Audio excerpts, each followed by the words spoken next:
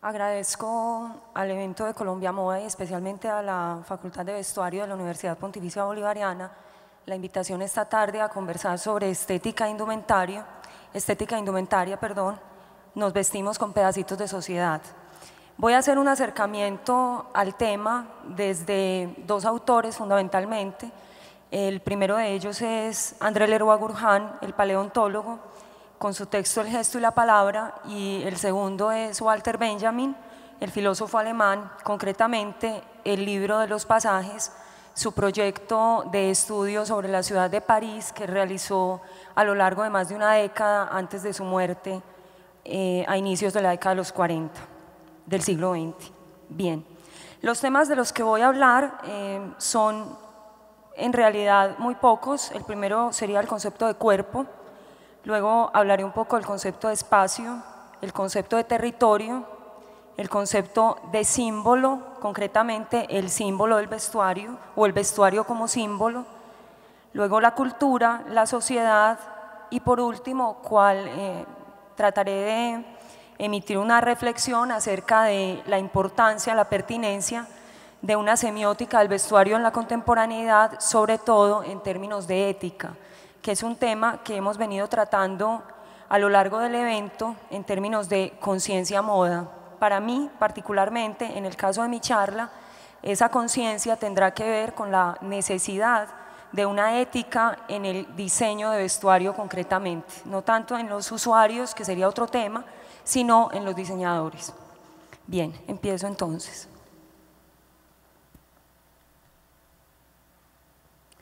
Bueno, el primer temita sería el cuerpo como soporte de lo social y quisiera comenzar haciendo una mención a un texto de Jean-Paul Sartre, el filósofo existencialista, que en su Ser y la nada hace una reflexión a propósito de la mirada del otro, de la importancia del prójimo y de la manera como para mi ser es fundamental la conciencia de que hay otro que me mira y que ese otro que me mira deja un abismo hermenéutico, digamos, que yo no puedo determinar, del que no conozco su contenido, y ese abismo es precisamente lo que soy yo. Leo entonces: este es el origen de mis relaciones concretas con el prójimo. Están determinadas por completo por mis actitudes respecto del objeto que soy para otro. Y como la existencia ajena me revela el ser que soy, sin que yo pueda ni apropiarme de este ser, ni siquiera concebirlo, esa existencia motivará dos actitudes opuestas. El prójimo me mira y como tal retiene el secreto de mi ser y sabe lo que soy. Así, el sentido profundo de mi ser está fuera de mí, aprisionado en una ausencia. El prójimo me lleva ventaja. La manera como se constituye el hombre en tanto cuerpo está circunscrita a la mirada del otro, y esa mirada tiene un dato que para el más interesado, que soy yo, que digamos es el que está enfrentado a esa tragedia de la vida, se escapa.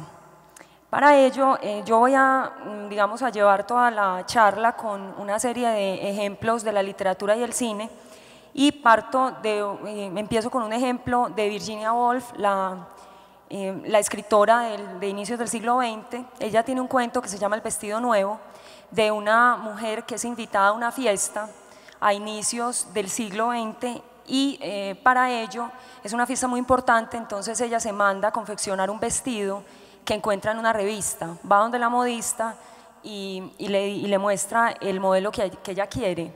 Resulta que mientras ella está allá y se mira al espejo, la experiencia de la mirada de su propio cuerpo en el espejo, lo que el espejo le refleja, el espejismo que el espejo le devuelve, le gusta, a ella le parece que está bien para la fiesta, pero inmediatamente ella entra a la fiesta, se da cuenta a través de la mirada de los demás que está fuera de contexto, porque el vestido que se mandó diseñar es un vestido que pertenece a la estética del tercer imperio napoleónico, es decir, más o menos entre los 50 y los 70 del siglo XIX, y ella se encuentra en una fiesta ya del siglo XX.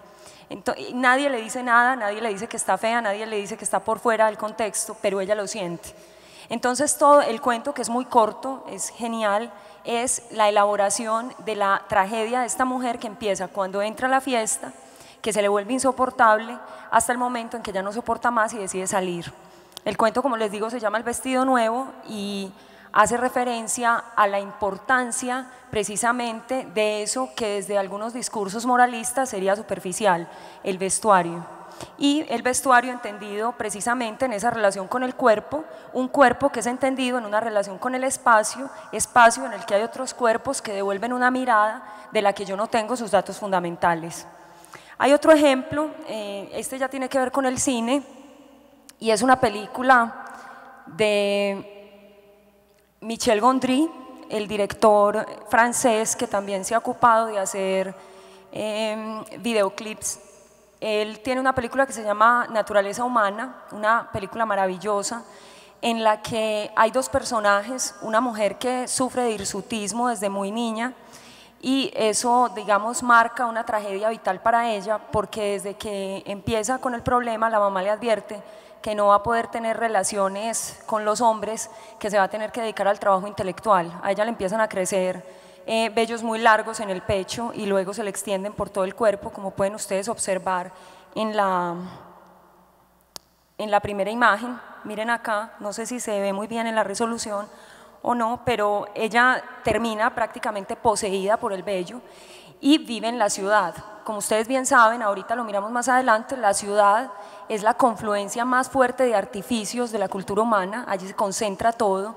Entonces, para esta mujer, la tragedia tiene que ver con que vive en el mundo del artificio urbano y siempre, desde muy pequeña, está supeditada a la mirada de los demás urbanitas que, por supuesto, van a juzgarla por sus condiciones simiescas, advertidas, por supuesto, por la madre desde muy niña. Y hay otro personaje en la película que es este hombre que al contrario de ella siempre ha vivido distanciado de la mirada de los demás en la ciudad. Él vive en unas condiciones prácticamente selváticas como un verdadero simio y toda la película se desarrolla en los vectores de las dos vidas que les acabo de narrar. No vale la pena que les cuente la historia porque les dañaría el final, pero lo que me interesa aquí es mostrarles cómo este director, que por supuesto está dedicado a la imagen, ustedes supongo que lo han visto en videos que ha hecho de bandas de rock muy famosas, tiene un conocimiento muy fuerte de la imagen, sobre todo en la cultura contemporánea, porque es un gran conocedor de la publicidad. Entonces él lleva eso a la película y logra mostrar cómo el cuerpo es mucho más que superficie, mucho más que, digamos, el abrigo del alma, tal como lo pensaban Platón y todo el pensamiento, digamos, de corte metafísico. El cuerpo es, de hecho, lo que constituye la existencia humana, es lo único que tenemos para experienciar la vida y por lo tanto si sentimos que ese cuerpo es rechazado, pues entonces estaremos o nos sentiremos al menos por fuera del circuito de la humanidad. Entonces esta mujer todo el tiempo se está afeitando para poder tener una vida conyugal, pero se pueden imaginar, la película lo muestra muy bien desde el punto de vista de las imágenes, se podrán imaginar la tragedia todas las noches, ella entrando al baño a rasurarse todo el cuerpo para poder estar con su esposo. Entonces, luego ella va a tener la posibilidad de irse a la selva y se dará cuenta de que no basta con estar en la selva porque ella ya es, digamos, urbanita, ya pertenece al territorio de la ciudad, así tenga ese hirsutismo tan pronunciado, por lo tanto retorna. Y ahí se desencadena una historia en la que Michel Gondry logra mostrar por qué el cuerpo es, como les decía ahorita, mucho más que la mera superficie. Bueno, Leroi-Gourhan en el texto de El gesto y la mirada tiene un capítulo dedicado a los símbolos sociales. En esos símbolos él habla del adorno, del lenguaje y de la estética figurada, digamos como aquello que, en lo que se imbrica toda digamos, el imaginario y lo que constituye la cultura. Pero la construcción de esos símbolos sociales va a estar circunscrita a la relación del grupo humano con el espacio y con el tiempo, a eso me referiré más adelante. Por ahora podemos mirar, aquí simplemente traje varios ejemplos de símbolos, pero obviamente me faltan muchísimos. Traje el ejemplo de los tótem, los escudos, las estampillas, las monedas, la arquitectura como símbolo social, ahora también me voy a referir a ella en relación con el vestuario en la modernidad. La escritura, tenemos acá un tipo de escritura alfabética en el lado izquierdo y en el lado derecho superior la escritura cuneiforme y en el lado derecho inferior un ejemplo de jeroglífico. Todo lo que tiene que ver con la manera de narrarse a partir de la inscripción sobre una superficie ya va a determinar no solo un símbolo social en sí mismo, sino la construcción de símbolos sociales secundarios que parten de allí. Tenemos también como simbólica todas las cosmogonías y la construcción de dioses. Acá tenemos el ejemplo de Atenea, la Atenea Partenos, que ya está desaparecida en el Partenón en Atenas. Ejemplos de la forma, también tenemos el ejemplo del erotismo, ¿no? Cómo el erotismo se convierte, el amor como constructo cultural, plantea unas formas de erotismo que serán simbólicas también. Y la guerra también sería otro de los símbolos fundamentales, incluso muy relacionado con el erotismo, por parte invertida. Dentro de todos esos símbolos estaría el arte, que muchos estudiosos consideran, digamos, una información dorada sobre lo que tiene que ver con la cultura, porque los artistas suelen adelantarse a su época, suelen mostrar antes de tiempo lo que va a ocurrir, muchas veces también hacen análisis de lo que está ocurriendo o son capaces de mirar en retrospectiva, mucho, digamos, por encima de la masa. Pero el arte, en este caso, en lo que estamos tratando de mostrar, estaría en el mismo nivel de los demás símbolos, sería simplemente un ejemplo más. Aquí tenemos, yo traje algunos ejemplos del arte como símbolo y ejemplos que me parecen contundentes en el sentido en que muestran el contraste de las épocas. Tenemos en el lado izquierdo Las Meninas de Velázquez, una obra que pertenece al contexto del barroco español, inicios del siglo XVII. Saben ustedes que Felipe IV le encarga a Velázquez que haga un retrato de él y su esposa. Velázquez lo hace, pero lo que crea es una perfecta composición de la escena que hay tras bambalinas. Está acá, este es el cuadro que se supone le encargaron, acá está el pintor pintando el cuadro y los reyes que se supone están al frente en el lugar exacto del espectador estarían reflejados acá en todo el centro del cuadro. Es decir, Velázquez no cumple con el requisito del rey o lo trasciende. Y tenemos al lado derecho un ejemplo de Las Meninas de Picasso. Picasso hace un estudio de este cuadro del barroco, un estudio de más de 50 piezas en las que él divide todo el cuadro, transformándolo del estilo de Velázquez al estilo cubista, que es el suyo. Y miren cómo tenemos acá dos obras que en esencia, dirían lo mismo en términos del tema, si estuviésemos hablando de arte figurativo, pero en términos del estilo artístico y del pensamiento que hay detrás, de la manera como se disponen los elementos en el cuadro, del uso de los materiales y de la perspectiva del mundo, pues tenemos una cosa radicalmente distinta, de tal suerte que uno podría hacer un estudio, una reconstrucción de la época perfectamente a partir de Las Meninas de Velázquez y a partir de Las Meninas de Picasso. De hecho, Michel Foucault, en Las Palabras y las Cosas, en la primera parte, hace un análisis perfecto sobre la episteme de la representación, es decir, la manera como se acerca el hombre moderno al conocimiento a partir de este cuadro y de otros ejemplos como, por ejemplo, como el Quijote, ¿cierto?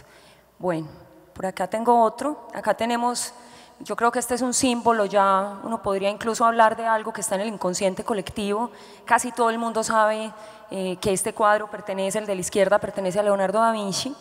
Pero a la derecha tenemos la reconstrucción, los artistas contemporáneos hacen una deconstrucción del arte tradicional y luego una reconstrucción a partir de sus propias perspectivas. En este caso, noten ustedes cómo desde la vanguardia contemporánea se puede resemantizar el objeto de arte y el motivo del objeto de arte, haciendo exactamente lo mismo, pero incluyendo elementos satíricos de burla, que no se están burlando del arte como tal, sino que están proponiendo otras formas de acercamiento a lo que el arte tradicional representaba. Con este ejemplo de Duchamp también podríamos hacer un estudio desde la simbólica. Este que es maravilloso, el cuadro el retrato del Papa Inocencio X, que hace también Velázquez al lado izquierdo, con un perfecto ejemplo de arte de la época moderna, de arte clásico. Y acá tenemos en el lado derecho la interpretación que de ese cuadro hace Francis Bacon, el artista irlandés. Como afirma Milan Kundera, en el prólogo que le encargaron sobre los retratos de Bacon, lo que busca Francis Bacon ya no es retratar el Papa, sino lo que hay detrás de la piel del Papa, es decir, el gesto del Papa. Y para poder retratar ese gesto del Papa tendría que trascender lo humano que hay en el retrato y llegar a lo más animal. Y como afirma el escritor checo Kundera, pues lo que hace Bacon es prácticamente violar la piel del retratado para llegar al animal que hay detrás, y en ese sentido su gesto es brutal. Por eso el texto se llama El gesto brutal del pintor. Como ustedes saben, si conocen la obra de Bacon o de otros pintores contemporáneos, en el mundo actual esto es exactamente lo que se registra. A partir de las vanguardias de los años 20, el artista se enfrenta al objeto de arte con un gesto muy diferente al que se habían enfrentado los artistas hasta ese momento. Obviamente eso tiene que ver con unas fracturas en la historia, no solamente con la Primera Guerra Mundial, sino también con fracturas de corte epistemológico. Y como afirma Deleuze, más que pintar un papa, de retratar un papa o a cualquier persona, lo que está haciendo Francis Bacon es rasgando la piel para mostrar el animal que se oculta detrás de la cara. Bueno, esos eran los ejemplos que tenía para efectos de el arte como símbolo, y ya llegamos al vestuario como símbolo. Es decir, a partir de lo que estoy planteando aquí, no habría como una superioridad en términos de análisis estético del arte con respecto al vestuario, por ejemplo, sino que estarían en un nivel que le permite al analista las mismas posibilidades. Incluso el vestuario le permite unas posibilidades brillantes en ese sentido, puesto que está al alcance de todos. Todo el mundo se viste, piense o no piense el arte, piense o no piense la filosofía, o pertenezca o no pertenezca a las élites intelectuales. De tal manera que, como es lo que está en las calles, lo que está en todo el mundo, cada quien hace una apropiación distinta de su cuerpo, y en ese sentido se empieza a crear una discursividad colectiva que permitiría o que entregaría unos elementos maravillosos para poder analizar la cultura. Aquí tenemos el mismo contraste que les mostré con el arte, pero ya a propósito del vestuario, un vestuario de una época determinada, siglo XVII, parte del XVIII, el vestuario que podríamos circunscribir a la Belle Époque, y ya tenemos allí un ejemplo de la contracultura de los años 60, la moda que imponen los muchachos de la década, y que no es una moda, ellos lo imponen más bien como contracultura, pero luego el sistema la subsume y la resemantiza, y al volver la moda la silencia desde el punto de vista contracultural. Enseguida mencionaré eso. Tanto queda silenciada que hoy la palabra hippie sirve para burlarse de alguien. O sea, es la manera más fácil, más expedita de anular una contracultura ingresándola en el sistema. Bien, aquí tenemos entonces 3 ejemplos del vestuario como símbolo. Ay, ¿cómo me salgo de ahí? No tengo el control. Listo. Bien, aquí tengo entonces el ejemplo, lo que les decía ahorita a propósito de Leroy Gourhan.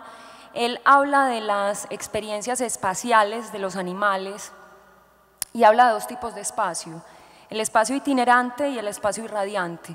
Habría un tipo de animales en el que el espacio itinerante se manifiesta con más fuerza, porque es el espacio que se percibe en el movimiento, entonces es una mirada del mundo a partir del recorrido, por ejemplo las aves.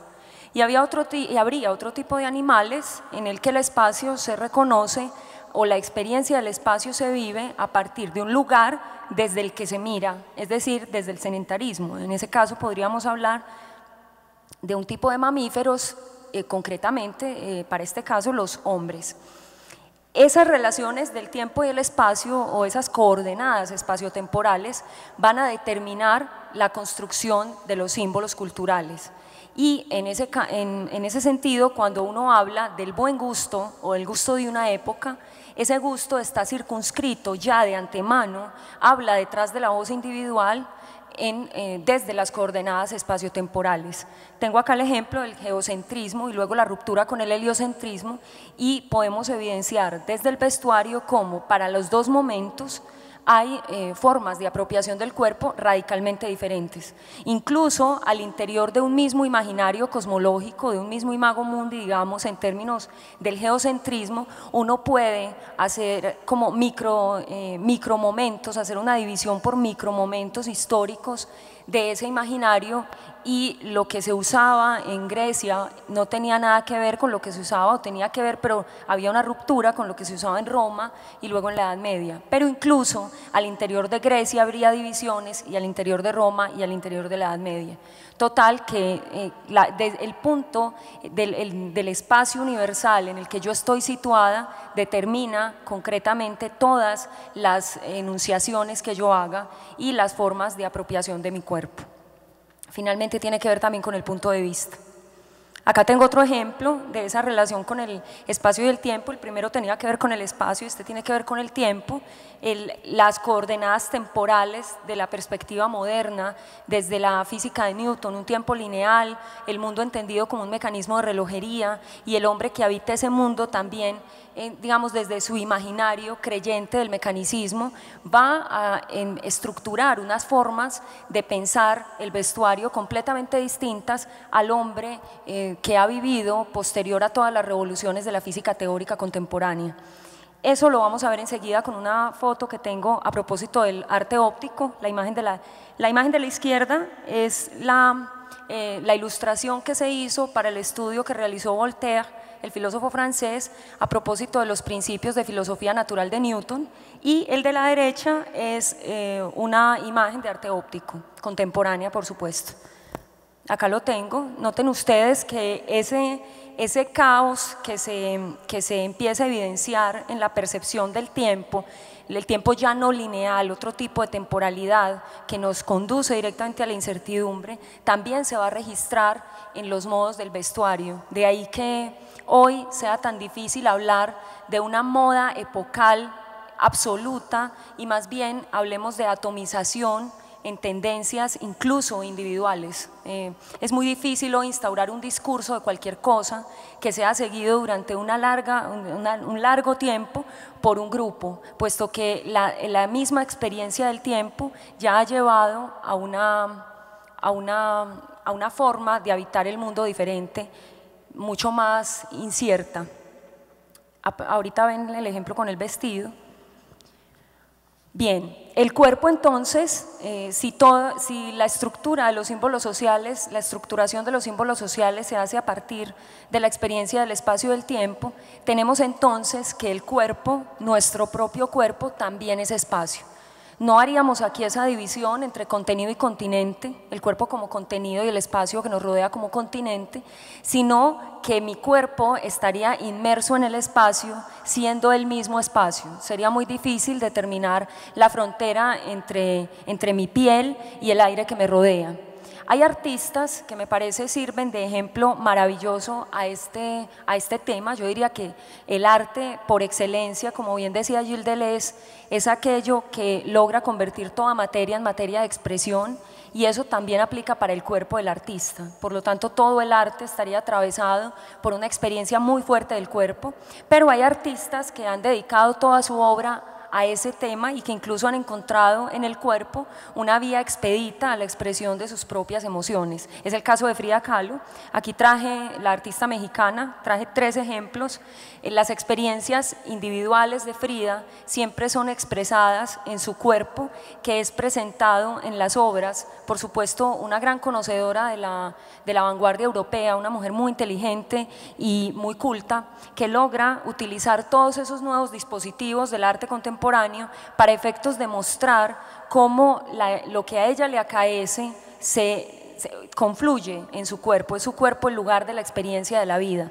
Así tenemos la experiencia, ustedes saben que ella sufrió mucho porque tuvo un accidente desde muy temprano, y eso determinó una cantidad de dolencias corporales que ella va a representar muchas veces en distintos cuadros. Así también, por ejemplo, infidelidades del esposo, infidelidades de ella misma, experiencias respecto a otras mujeres, respecto a la historia mexicana de su tiempo, etcétera, ¿no? Todo va a confluir finalmente en su cuerpo como el espacio de la historia.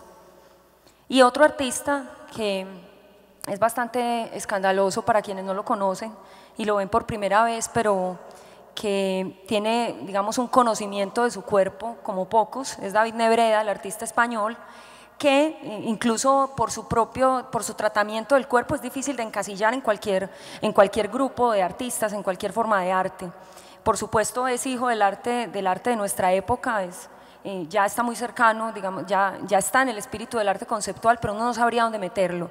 Lo que sí queda claro es que la experiencia del cuerpo en Nebreda es absolutamente violenta. Nebreda es una esquizofrenia violenta, él lo sabe, él es un esquizofrénico y utiliza su cuerpo siempre como materia de expresión radical.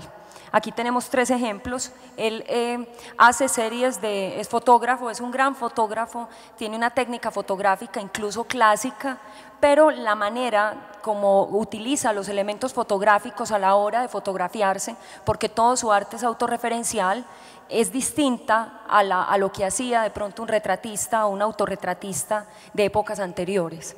Aquí tenemos entonces 3 ejemplos. Noten ustedes, es un hombre que se somete a procesos de flagelación muy fuertes, a ayunos, que ayuna también en términos sexuales, un absoluto solitario, y eso le sirve para mostrar, noten ustedes aquí, en esta del medio, y en esta también, en todas, cómo hay una disposición de los elementos en la foto absolutamente clásica, pero la manera como se llega a ese elemento fotografiado es diferente. Entonces, a él todo eso le sirve, esa violencia sobre su cuerpo le sirve para expresar, incluso de forma mucho más fuerte que Frida, cómo su propio cuerpo es el objeto, el sujeto y el espacio de la historia. Utiliza también materia fecal, como ustedes bien saben, en ese sentido se acerca al fluxus art, utiliza materia fecal, sangre, semen, todo tipo de fluidos de su propio cuerpo para realizar las obras. Por ejemplo, en esta, acá hay sangre, ustedes ven, él se flagela, y acá hay materia fecal también como continuación de su propio brazo. Bien. En este sentido, entonces, vamos yendo ya del cuerpo individual a la sociedad como un macrocuerpo, digamos, como un territorio cultural. Entonces, ahí tendríamos 2 formas de apropiación también del cuerpo radicalmente opuestas. Al lado izquierdo tenemos una obra del Greco, San Sebastián, es el mismo motivo artístico del cuerpo, el cuerpo como escenario del dolor, del juicio, de la fractura, pero miren cómo en el caso de los fotógrafos franceses Pierre y Gilles se trabaja de manera totalmente diferente. Saben ustedes que esta pareja de fotógrafos trabaja con artistas, con estrellas de la escena de los medios de comunicación y hace una reelaboración de todos los dispositivos de la moda contemporánea en sus fotografías. De alguna manera hay un trabajo muy fuerte desde el punto de vista conceptual, porque uno podría perfectamente hacer un análisis de la quichización del mundo actual con las fotografías de Pierre y Gilles. Incluso, aunque se está presentando en las dos obras el cuerpo como escenario del dolor y del ataque, la manera como se gestualiza el cuerpo, como gestualizan los 2 cuerpos, es totalmente distinta, porque pertenecen a 2 territorios culturales radicalmente opuestos. Entendamos por territorio no el espacio, sino, como diría Gilles Deleuze, un efecto sobre el espacio. Y en este sentido, también siguiendo a Deleuze, el territorio sería un efecto de arte. El territorio como la apropiación que yo hago del espacio dado, no el espacio en sí mismo. Entonces, en ese sentido, la acción de vestirse sería una territorialización sobre el espacio del cuerpo. También acá tenemos 2 ejemplos, la manera como se engalana, se viste el hombre primitivo y ya una experiencia del orden de la historia desde el mundo medieval. Hay que tener claro que dentro de las hipótesis que se hacen a propósito del vestuario, del origen del vestuario, la función, es decir, el vestido como algo funcional que sirve para abrigarse, quedaría en la medida en que el hombre es un animal simbólico, supeditada a una función incluso más primigenia en lo humano, que sería la función de adornarse.